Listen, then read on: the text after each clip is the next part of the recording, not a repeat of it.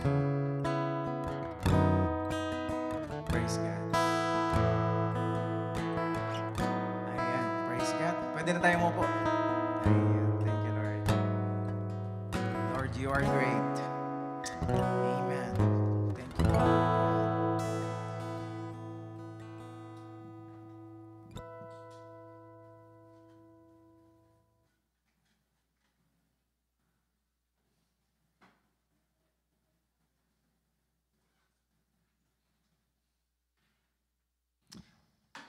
Thank you, Jesus.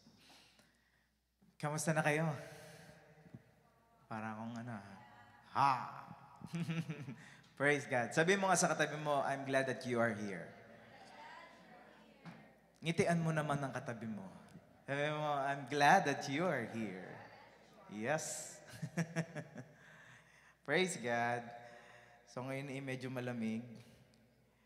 But then ang Diyos ang magbibigay sa atin ng init. Amen. Alam ko naman na ang bawat isa sa atin ay by God's grace, we are on fire for God. Amen? Lahat ng on fire kay Lord pumalakpak. Amen. Direkta na po ako sa word ng Panginoon. We're gonna have a word right now. When Jesus taught His followers to how to pray, noong si Jesus ay nagturo sa kanyang disciples, sa kanyang followers, how to pray, He told them to say, Matthew 6:11. Ito pong sabi ni Jesus, isa sa sinabi ni Jesus, give us today our daily bread. Give us today our daily bread. Sabi natin today. Sino po ditong naniniwala, today God will do something great? Amen. Kaya po sinabi ni Jesus dyan na today, it means every day or today mismo, kailangan pala or gusto pala ng Panginoon, nagtitiwala tayo sa Kanya at lumalapit tayo sa Kanya. Kaya po sinabi dyan, give us today our daily bread. Sino po dito kumakain palagi? Tignan mo nga katabi mo, mukha namang kumakain yan. Amen. Every day, we need to eat. Amen. At sinabi dyan, He didn't tell them to pray for tomorrow's bread. Jesus didn't tell them to pray for next year's bread or next month's bread.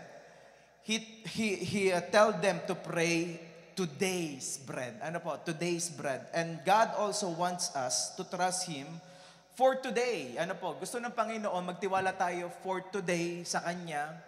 Every day. Magsisimula yan every day sa today. Amen? That's why my title for today is Trust the Lord Today. Amen. Trust the Lord today. Philippians 4:6, it says here, don't worry about anything. Instead, pray about everything. Tell God what you need. And thank Him for all He has done.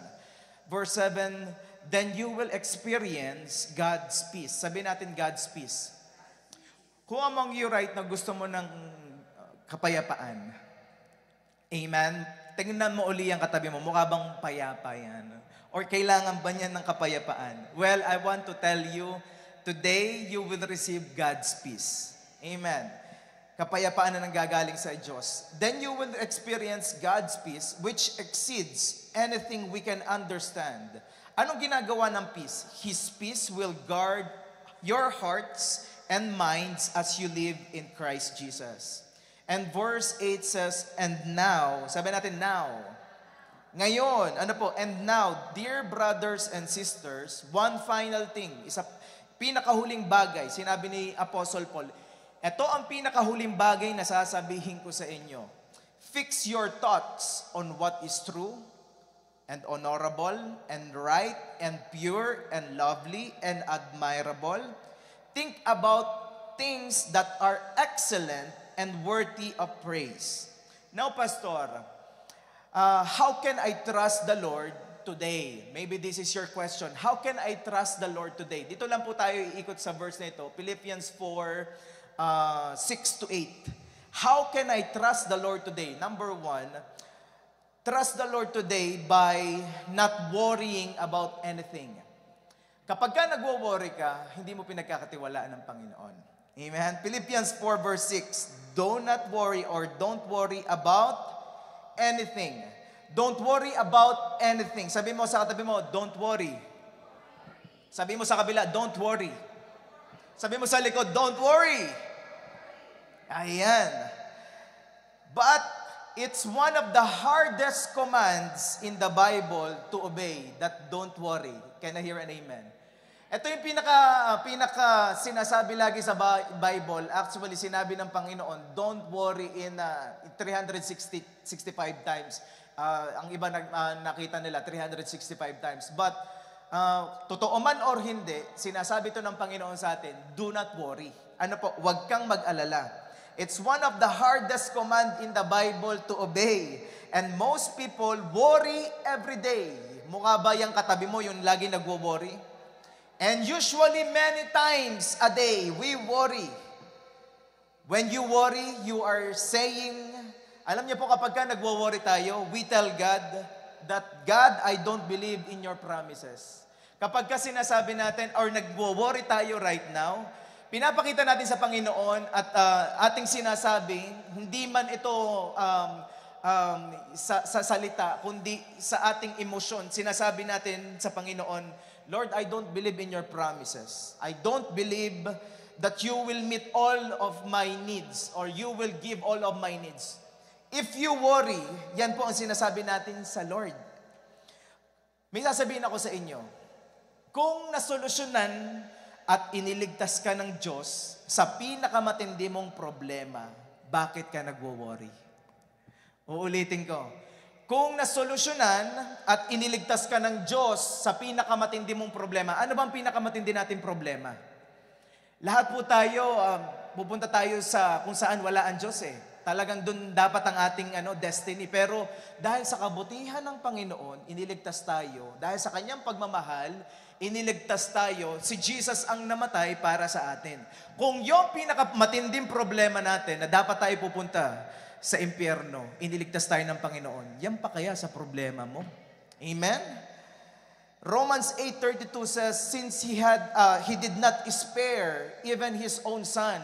Sabi po dyan, since God did not spare even His own Son, hindi ipinagdamot ng Diyos Ama, ang Panginoong Hesus, but gave Him up for us all. Lahat sa atin, ibinigay sa atin. Mukha bang karapat-dapat ang bawat isa sa atin? Hindi naman tayo karapat-dapat, kaya po tinawag natin itong biyaya. It's only by God's grace. Hindi ipinagdamot ng Panginoon ang kaisa-isaan niyang anak. Won't He also give us everything else? Yang kayang pinapanalangin mo ay hindi kaya ibigay ni Lord. Kung yun niyang kanyang kaisa-isang anak, ibinigay niya sa atin. Amen? Bakit ka magwo-worry kung mas malaki ang Diyos mo kaysa sa problema mo? Uulitin ko, bakit ka magwo-worry? Mas malaki ba yan sa Diyos? Kung mas malaki yan sa Diyos, mag-worry ka. Pero ito po ang good news. Wala nang mas lalaki pa kay Lord. Kaya huwag ka na mag-worry. Sabihin mo sa katabi, huwag ka na mag-worry. Kaya pag minsan nagwo-worry, ayon po sa pag-aaral, kaya kadalasan nagwo-worry ang isang Christian is gustong gawin ang role ni Lord. Right? Kaya pag minsan nagwo-worry kasi gusto mong kontrolin lahat ng bagay. Amen? Yun yung role ni Lord eh. Because God is in control and most of the time, we want to control all of the things. Ano po? We want to control and we want to do the role of God. I want to tell you po, we are not God. Even your pastor is not God. But then pag minsan iniisip natin, maybe this is God. Maybe pastor is God. No, I have a limitation. Meron pong hangganan ng aking lakas, may hangganan din ng aking temper. Kaya pag minsan talagang nagagalit din ang tao. Because hindi tayo Diyos. Ano po?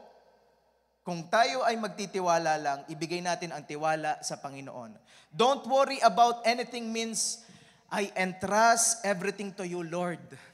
Ayan po ang pag sinabi natin is, don't worry about anything. It means, I entrust everything to you, Lord. I entrust, Lord. Lord, pinagkakatiwala ko sa iyo lahat ng bagay.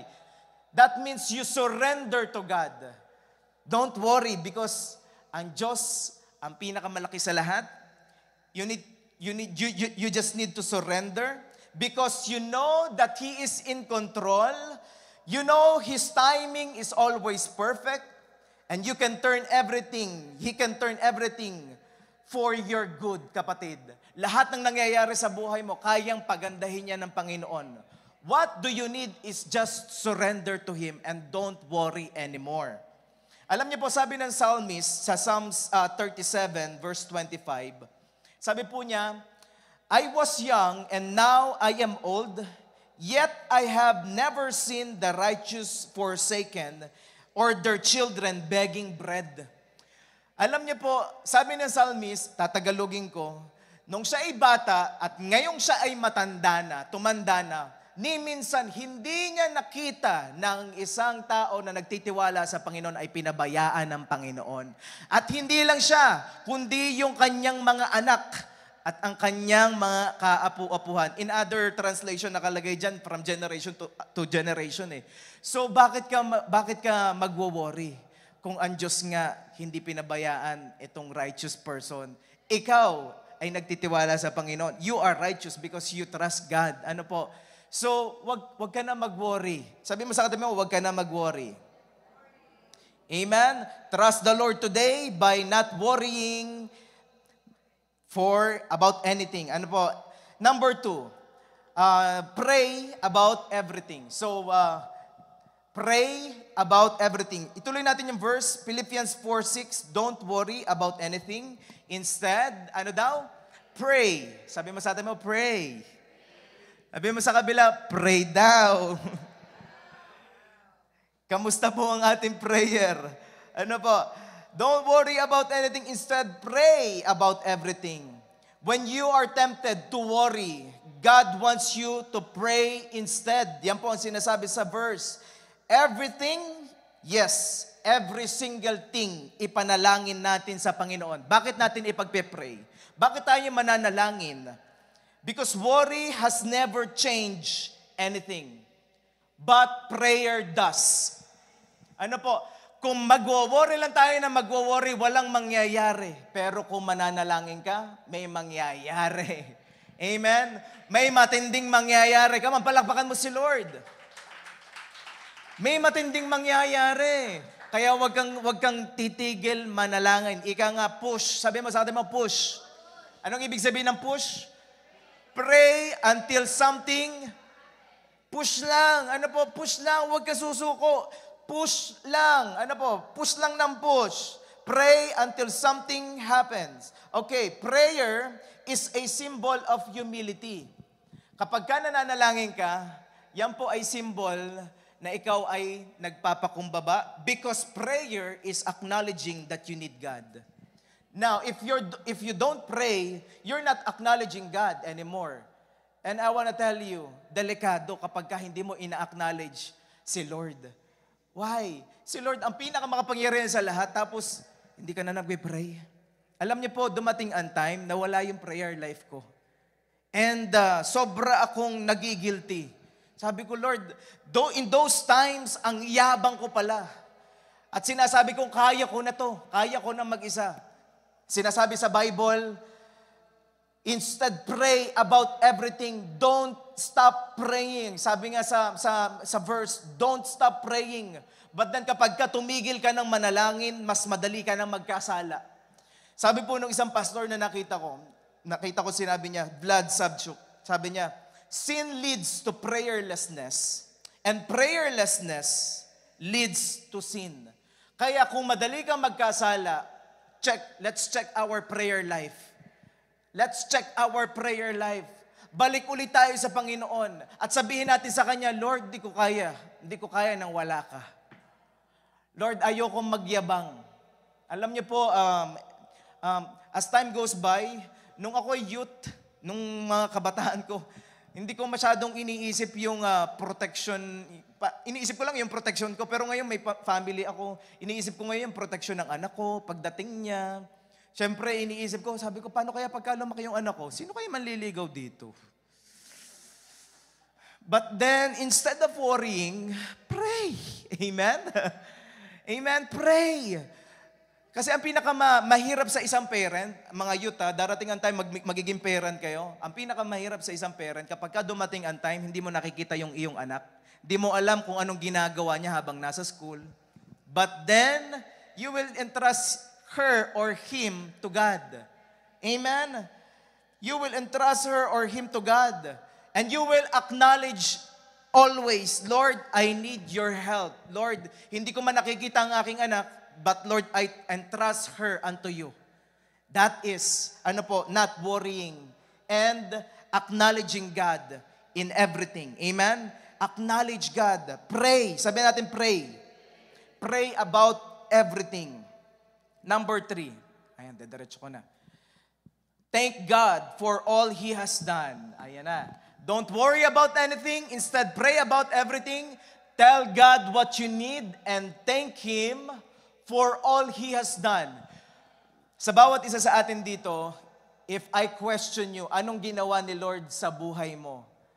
Most probably may sasabihin kang magandang ginawa ni Lord sa buhay mo. Amen? Hindi mawawalan. Especially right now, today, anong magandang ginawa ni Lord sa buhay nyo? Sa buhay mo. Yung iba dito magsasabi, kami po, nilibre po kami ni Shane. Ayun. Pero kami po ay maybe yung iba ay I thank God kasi nakapagtrabaho kami. I thank God kasi wala kaming sakit. Amen? I thank God. Ang daming ginawa ni Lord. Iningatan tayo. Pag minsan din natin nasasabi, Lord, salamat sa pag-iingat mo. Let's be aware. Thank God for all He has done. Gratitude isn't only a celebration when good things happen, actually. But a declaration that God is still good no matter what happens. Yan po ang gratitude. We are thanking God not only when good things happen. Kasi ang daling ipagpasalamat talaga eh. Madaling magpasalamat kapag maganda ang nangyayari. Pero kapag hindi na, ang hirap magpasalamat. Pero po alam niyo po, sabi sa Bible, Psalms 136 verse 1, give thanks to the Lord, for He is good. His love endures forever. Hindi ko alam kung nandyan po. Nandyan po ba? Ayan. Okay. Sa Psalms 136 verse 1 po. Ay, wala. Ayun. Give thanks to the Lord for, For He is good. Hindi sinabi na give thanks to the Lord because there's good thing happen. Hindi. Ang sinabi dyan, give thanks to the Lord for He is good. Dahil kahit anumang sitwasyon or circumstances na pinagdaanan natin, ang Diyos pa rin ay mabuti. Amen? Ayun po ang ating i-celebrate. I-celebrate natin, Lord, mabuti ka pa rin kahit na yung circumstances ko, hindi maganda ang circumstances ko. Lord, I do believe you're still good. I will still be thankful and I do believe may gagawin ka matinding bagay sa aking buhay at hindi ka patapos. Amen? No matter what is happening in your life, you can trust that God will help you through it one day at a time. Trust the Lord. Kailan? Today. Sabi natin today. Sabihin mo sa atin mo, trust the Lord. Today. Amen. Number 4. Number 4 na tayo. Okay. Lastly. Bilisan na. Think about the right things. Think about the right things. When you fill your mind with your worries you will be depressed, you will be discouraged, and you will be defeated. Kapag ka pinuno mo ang iyong isip ng mga negatives, alam niyo po ang mangyayari? Madidepress ka. Mamaya madidiscourage ka na. At mamaya tatamarin ka na. And you will think, talunan ako, wawa. Kasi nilagyan ng mga negative na words or negative na mindset ang iyong utak. Alsin mo yun. Ang sinabi sa Bible, Philippians 4 verse 8, ito daw po ang gagawin natin. Ito daw po ang gagawin natin. Finally, brothers and sisters, whatever is true, sabihin natin true, whatever is noble, ano ba sa Tagalog ang noble? Noble. Whatever is right, whatever is pure. Alam niyo po, kung makikita niyo, lahat to positive. Whatever is true, is it positive or negative? Positive yan. Whatever is noble, is it positive, negative? Positive yan. Whatever is right, it is positive. Whatever is pure, it is positive. Whatever is lovely, what are you thinking right now? Is it lovely? Whatever is admirable, if anything is excellent or praiseworthy, think about such things. Ano po? Think about such things. Ano po? Sumasabit eh. Think about such things. Yan po ang sinabi ni Apostle Paul. Kung may iisipin ka, ito yung isipin mo. Kasi po, as a person, as a tao, may tendency lagi na isipin natin yung mga negatives. At kapag iniisip natin yung negatives, pag minsan, most of the time, yun, doon natutuwa tayo, doon sa negatives. Kung mapapansin nyo ngayon sa social media, anong mas magandang tignan? Yung mga negative or positive? Positive sa iba. Yung iba, tingnan natin ngayon sa news. Anong laging binabalita sa news? Positive, negative? Negative. Ano po? At kapag may nakikita ka negative, ay, ano ba yun? Ano ba yan? Ano nangyayari na? Ay, bakit ganyan? Diba? Ano po? But then, we have a choice. Sabi natin, I have a choice. Sabi natin, I choose to think what is true, what is noble, what is right, what is pure, what is lovely, what is praiseworthy, what is excellent. I will think about such things. Amen?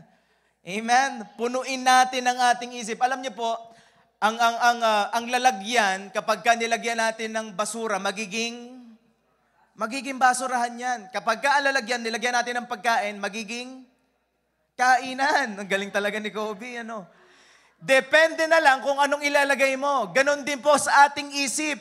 Ano bang nilalagay natin dyan? Kung nilalagay natin ay negative, well, yan po ang mangyayari. Pero sinasabi ni Apostle Paul, think about the right things. Amen? Today, God wants us to remember, to trust Him today, and you can do that by not worrying about nothing, praying about everything, thanking Him always, and thinking about what is right. Thinking about what is right. But Pastor, parang ang hirap niyang gawin. Sino pong magsasabi dito mahirap yang gawin? Right? Sino po ang umaamin dito mahirap gawin yung, lalo na to, yung think about the right things? Yung pag-worry, ang hirap nung gawin. Can I hear an amen? Yung pagbe-pray, amen? Ang hirap ano? Pero alam niyo po, sa dulo ng verse na yan, Philippians 4:13, ito po ang sinasabi. I can do things through Christ who gives me. Hindi mo talaga kaya kung sarili mo lang strength. Kailangan mo si Lord. Kailangan mo si Lord. Kaya ngayong gabing ito, alam mo, ngayong gabing ito, hihingi tayo ng biyaya sa Panginoon. Amen? Yung mga bagay na yon, Lord, give me grace na hindi na ako mag-worry. Lord, give me grace na makapanalangin ako always. Lord, give me grace. Ano yung number 3? Na magpasalamat ako palagi. At Lord, give me grace na makapag-isip ako ng tama. Kasi pag minsan, di ba, hindi tayo nakakapag-isip ng tama. Amen? Right now, I wanna invite you to close your eyes. And we're gonna pray. After this, we're also gonna pray by group. Tayo po ay mananalangin. Just, this is the time that you're gonna talk to God. I will give you a minute to talk to God. And sabi po dito sa verse na ito, Philippians 4:13, you can do all things. You can do all things, kapatid. You can do all things. Whoever you are right now, I want to tell you, you can do all things through Christ who gives you strength, who will gives you strength. Alam nyo, ang gustong-gusto ni Lord, yung umaamin tayo, Panginoon, inaamin ko, hindi ko po kaya. Kailangan ko po ng iyong pagsama. Kailangan ko po, Panginoon, ng iyong tulong. Alam niyo po, sabi sa Bible, Kung ikaw ay, kung kailangan mo ng tulong, kung ikaw ay nanghihina, Jesus said, just come to me. Just come to me. If you are tired, weary, just come to me. And I will give you strength. And I will rescue you. Andito si Lord. Alam nyo, God is here. Just talk to Him right now. Pwede ba personal? Wala muna tayong pakailaman. I really don't know what's going through in your life. Some of you are worrying about such things. Worrying about what will happen in the future. Pastor, I'm worrying about my future. I want to tell you, just surrender it to God. Just trust Him. Dahil ang future mo, nandun na ang Panginoon sa future mo. Hinanda na ni Lord ang future mo. At laging ang future mo ay maganda. Sometimes you are worrying about sa iyong anak. You're worrying about sa mga bagay na paano kaya to Pastor, paano kaya to Lord? Don't worry. Instead, trust God. Trust God. Pagkatiwalaan mo ang Panginoon, mas malaki si Lord kaysa sa iyong pinagdadaanan at ang iyong pinagdadaanan ay laging nagbabago. Pero si Lord hindi magbabago kailanman. He will never, ever, ever leave you nor forsake you, kapatid. Right now, I want to invite you to stand up. Sige, tayo right now. As the gesture of surrendering to God, just stand up and pray this prayer. Pwede bang sabihin natin, Jesus, I need you. I need your help. Jesus, help me to trust you. Give me grace to trust you. Give me grace not to worry anymore. Give me grace to pray. Give me grace to thank you always. Jesus, give me grace to love you. Jesus, I open my heart. I entrust everything unto you. Thank you, Lord. I love you. Ako na lang ang pray. Father God, I am praying for these people, Panginoon. Lord, I am praying, Panginoon, na ipakita mo kung gaano ka kakapangyarihan sa buhay nila, Panginoon. Lord, I do believe hindi ka patapos sa buhay ng bawat isa sa amin. And Lord, give us grace to trust you every day. Salamat, O God. Salamat, O God. Lord, I dedicate to you ang bawat isa po na nandito ngayon. I give you praise. I give you glory. This I pray in Jesus' name. Amen. Amen. Palakpakan natin si Lord. Come on. Praise God. Right now, we're gonna have a group. Pwede ba, let's just have a group. Sa mga lalaki, let's have a group. Sige, kayong tatlo, dito na lang din kayo sa amin. Dito na lang kayo, sama-sama tayo. Then sa mga girls, by four. Mag-group po kayo by four. Then we're gonna pray together.